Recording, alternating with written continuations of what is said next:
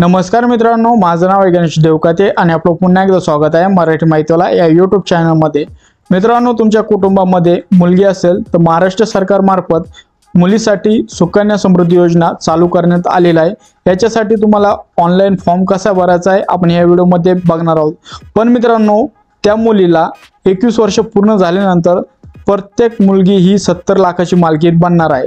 तर मित्रांनो, याची सविस्तर माहिती काय आहे, तुम्हाला कोणते कोणते डॉक्युमेंट लागणार आहे, कशी प्रोसेस करायची आहे, या योजनेचा फायदा कसा कसा भेटणार आहे व किती टप्पे राहणार आहे, संपूर्ण माहिती तुम्हाला या व्हिडिओद्वारे भेटणार आहे। तो व्हिडिओ शेवटपर्यंत बघा आणि अशाच लेटेस्ट अपडेट मी तुमच्यासाठी घेऊन येत असतो। त्याच्यासाठी आपल्या YouTube चॅनलला सबस्क्राइब करून ठेवा। तर मित्रांनो, चला व्हिडिओला सुरुवात करूया। मित्रांनो, जे महत्त्वाचे पॉइंट आहे, आता जे अर्ज कसा करायचा ते पुढे बघणार आहोत, पण जे तुम्हाला महत्त्वाचे पॉइंट आहे ते आपण पहिले बघणार आहोत। आता योजनेचं नाव सुकन्या समृद्धी योजना आहे।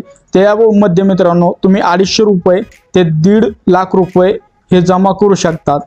तर मित्रांनो, हे जमा केल्यानंतर तुम्हाला याला लागणारा जो व्याजदर आहे 8.2% हा राहणार आहे। आता हे जी योजना आहे ही गुंतवणूक आहे, ही 15 वर्षासाठी तुमची राहणार आहे। 15 वर्षापर्यंत जर तुम्ही गुंतवणूक केल्यानंतर जी पॉलिसी आहे किंवा ही योजना आहे ती 21 वर्षानंतर मॅच्युअर होते।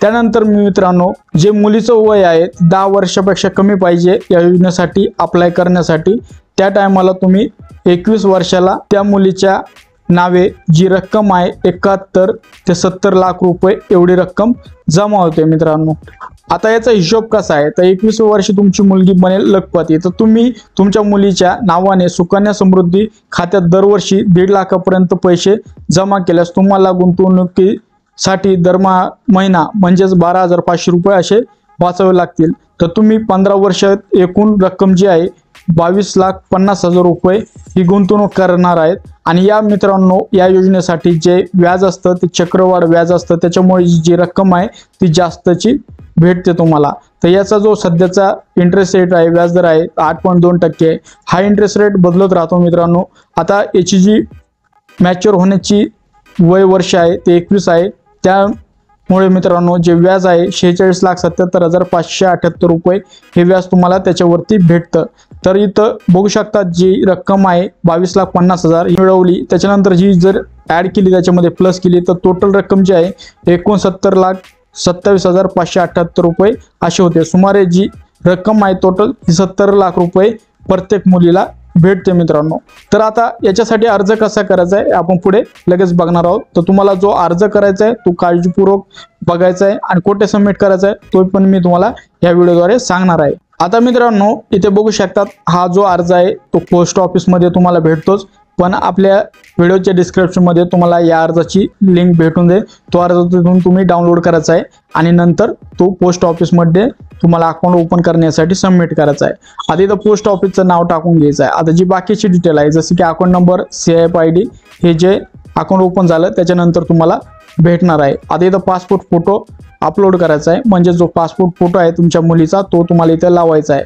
आता इथं जी बाकीची जी माहिती आहे, टू पोस्टमॅन किंवा टू द पोस्ट मास्टर, तुमचं जे एरियाचे पोस्ट मास्टर आहेत त्यांचं इथं ॲड्रेस लिहायचा आहे। इथं लिहिल्यानंतर नाव लिहायचं आहे।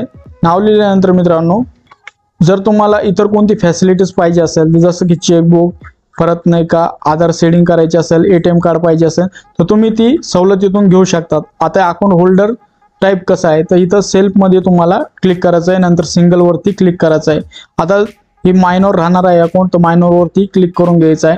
त्याच्यानंतर थोडं खाली यायचं आहे। आता इथं जे मायनॉर आहे तर त्यांना गार्डियन्स कोण आहे त्यांचं नाव टाकायचं आहे, त्याच्यानंतर जन्मतारीख टाकायची आहे। आता मेल फिमेल आहे का ते इथं टाकून घ्यायचं आहे। आता जे गार्डियन्स आहे आई वडील त्यांचं जे रिलेशनशिप स्टेटस आहे फादर किंवा मदर तुम्ही इथं लिहू शकतात। त्याच्यानंतर एखादा एजचा प्रूफ आहे तो तुम्हाला इथं द्यायचा आहे, जसं की इथं बर्थ सर्टिफिकेट विचारलेलं आहे ते तुम्हाला याला जोडून द्यावं लागतं।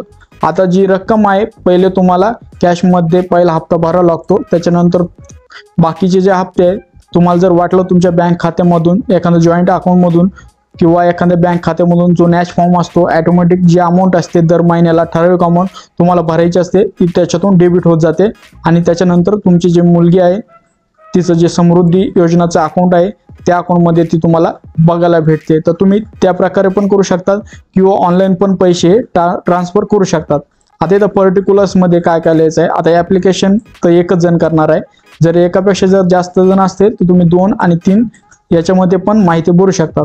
आता इथं जे अर्ज करत आहे त्यांचं नाव, त्याच्यानंतर वडिलांचं नाव, मेल फिमेल काय ते तुम्हाला इथं लिहायचं आहे, त्याच्यासोबत जन्मतारीख टाकून घ्यायची आहे, आधार नंबर टाकायचा आहे, आधार नंबर जर पॅन कार्ड असेल मॅनोरचं पॅन कार्ड पण काढू शकतात, असलं तर तुम्ही लिहा, नसलं तर गरज नाही.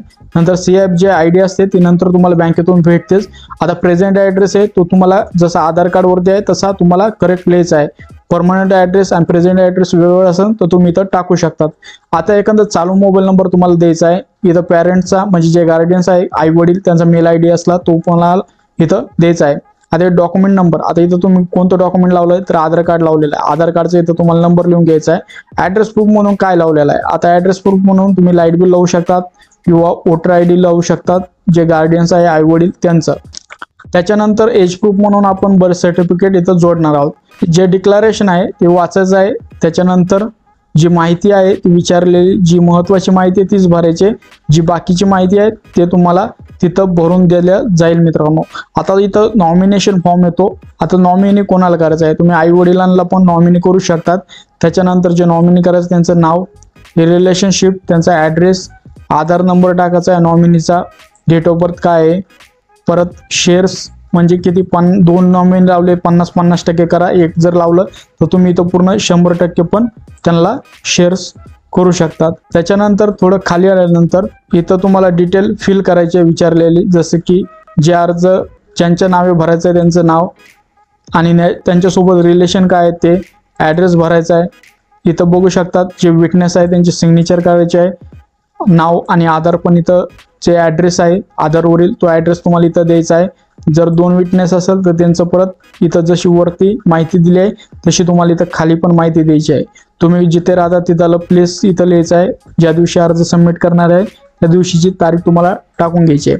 आता जी बाकीची माहिती आहे ते जे पोस्ट ऑफिस आहे त्यांच्या वापराकरिता आहे, तर हा फॉर्म भरून मित्रांनो तुम्हाला पोस्ट ऑफिसमध्ये द्यायचा आहे. त्याच्यानंतर तुमचा जो अर्ज आहे एका दिवसामध्ये प्रोसेस होते, त्याच्यानंतर तुमचं जे अकाउंट नंबर आहे तो तुम्हाला भेटतो. जर सिस्टममध्ये काही प्रॉब्लेम नसेल, ऑनलाईन व्यवस्थित साईट चालू असेल तर तुम्हाला 10 मिनिटांमध्ये अकाउंट नंबर सर्व माहिती तुम्हाला इथं बघायला भेटते किंवा दिल्या जाते. तर मित्रांनो अशा प्रकारे तुम्ही अर्ज करू शकतात. तर ही अपडेट तुम्हाला जर आवडली असेल मित्रांनो तर नक्कीच ह्या व्हिडिओला लाईक करा, या योजनेचा लाभ तुम्ही नक्कीच घ्या. हा व्हिडिओ जास्तीत जास्त तुमच्या मित्रांमध्ये शेअर करा. अशाच लेटेस्ट अपडेट मी तुमच्यासाठी घेऊन येत असतो, त्याच्यासाठी आपल्या यूट्यूब चॅनलला सबस्क्राईब करून ठेवा. व्हिडिओ बघितल्याबद्दल आपल्या सर्वांचे मनपूर्वक धन्यवाद.